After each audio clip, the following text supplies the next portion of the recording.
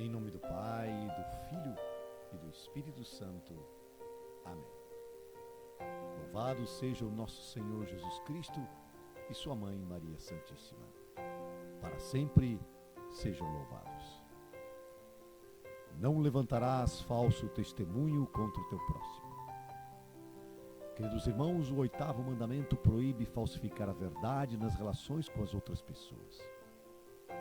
A mentira nada mais é do que uma ofensa à verdade, e ela exprime por palavras ou por ações a recusa do indivíduo na procura da retidão moral. Ou seja, a mentira é uma infidelidade grave para com Deus, e nesse sentido os alicerces da aliança com Ele ficam comprometidos. Deus é a fonte de toda a verdade, e a sua lei e os seus mandamentos são a verdade. Como diz o Salmo 119, a sua fidelidade permanece de geração em geração. Se Deus permanece fiel à sua verdade, o seu povo, cada um de nós, é chamado a viver na verdade. Quem não diz a verdade não está em Deus e Deus não está nele. E é em Jesus Cristo é que a verdade se manifesta na sua totalidade.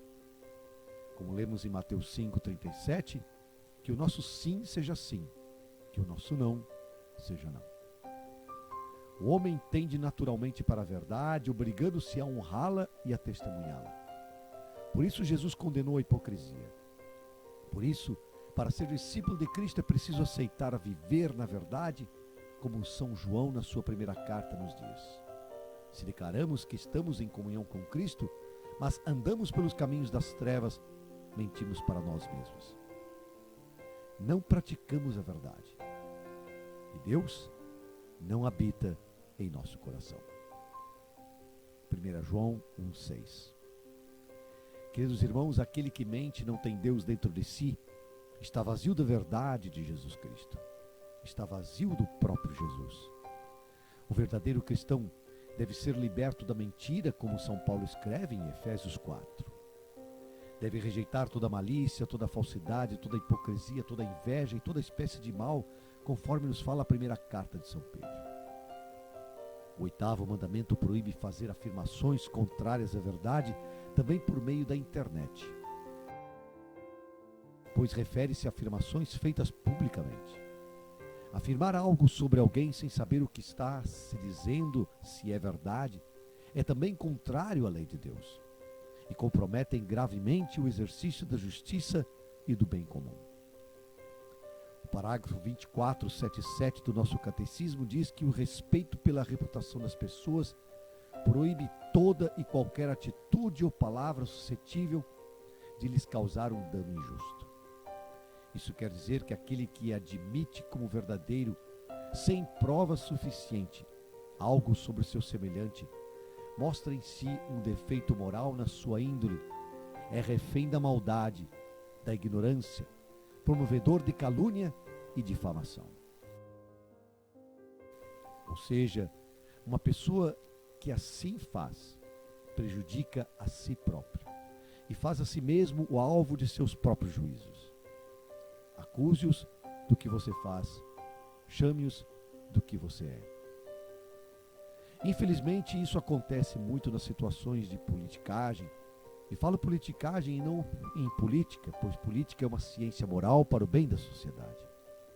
Ela está relacionada com o respeito ao bem público, às leis e normas de conduta, de ética e moralmente sadias. O catecismo ensina-nos que a mentira é afirmar aquilo que é falso com a intenção de enganar ou prejudicar alguém. Jesus mesmo disse que a mentira é algo diabólico, quando ele afirma que os mentirosos têm como pai o diabo, pois nele não há verdade. Que a mentira é própria da sua essência, porque ele é mentiroso e pai da mentira, conforme lemos em João 8,44. É por isso que a mentira é uma ofensa direta à verdade, e Jesus afirmou que ele é a verdade. Portanto, a mentira ofende a relação fundamental do homem com seu Deus. A gravidade da mentira mede-se pela natureza da verdade que ela deforma, e torna-se um pecado mortal quando lesa gravemente as virtudes da justiça e da caridade. Mentir com a intenção de perseguição é um pecado grave que terá suas devidas consequências. Se o mentiroso é filho do diabo, com certeza, na eternidade, o céu não será a sua recompensa, não será o seu lar. O Catecismo, no parágrafo 2487, ensina que qualquer falta cometida contra a justiça e contra a verdade implica o dever da reparação, mesmo que o seu autor tenha sido perdoado. Quando for impossível reparar publicamente o mal, deve-se fazê-lo em segredo. Se aquele que foi lesado não pode ser indenizado diretamente, deve-se dar-se-lhe uma satisfação moral em nome da caridade. Este dever de reparação diz respeito também às faltas cometidas contra a reputação alheia. A reparação moral e às vezes material deve ser avaliada segundo a medida do prejuízo causado e obriga em consciência. O mentiroso não possui a caridade e o respeito pela verdade, pois ela é que devem ditar a resposta a qualquer pedido de informação ou de comunicação. Por isso, os meios de comunicação que desinformam são culpados de escândalo. E Jesus afirmou que infelizes os que provocarem tal situação. Queridos irmãos, a sociedade tem direito a uma informação fundamentada na verdade, na liberdade, na justiça e na solidariedade.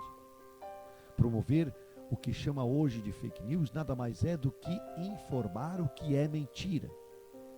Foi o que fizeram pessoas corruptas e maliciosas durante a pandemia, quando cancelaram médicos, cientistas, pesquisadores e não permitiram que esses profissionais falassem outras maneiras de combater o sistemático processo viral. Os meios de comunicação, setores da política, instituições de saúde que não vincularam métodos eficazes, porém alternativos de combate à pandemia, são os verdadeiros responsáveis pela perda de tantas vidas no mundo e de forma específica aqui no Brasil. O sangue dessas pessoas está nas suas mãos, nas mãos desses mentirosos e inescrupulosos.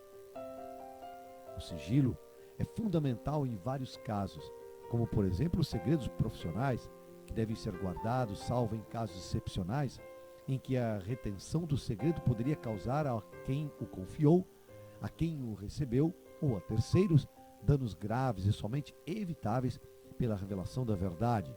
Porém, não devem ser revelados se não houver uma razão proporcional baseada na justiça e no direito. Diferente do sacramento da reconciliação, pois é sagrado e não pode ser revelado em hipótese alguma, pois o sigilo sacramental é inviolável, sendo o confessor impedido de denunciar o penitente, seja por qualquer causa.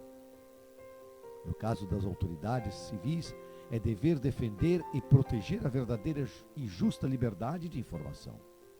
Nada pode justificar o recurso às falsas informações para manipular a opinião pública através da mídia. A lei moral denuncia a problemática dos estados totalitários que falsificam sistematicamente a verdade e, com o auxílio da mídia, usurpam e manipulam a opinião pública, sufocando o livre pensamento e reprimindo o direito das pessoas expressarem a sua opinião, algo que está acontecendo sistematicamente no Brasil. Quem assim procede, queridos irmãos, está diretamente agindo contra a lei de Deus.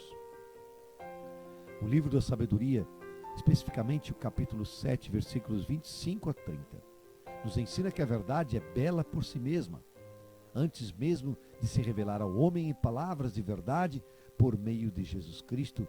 Deus se revelou pelo ato da sua criação, que foi obra da sua palavra e da sua sabedoria. Deus disse e assim se fez. A sabedoria é o esplendor da luz eterna, límpido, espelho da atividade do Altíssimo, imagem da sua bondade. Ela é mais formosa do que o sol e supera todas as constelações.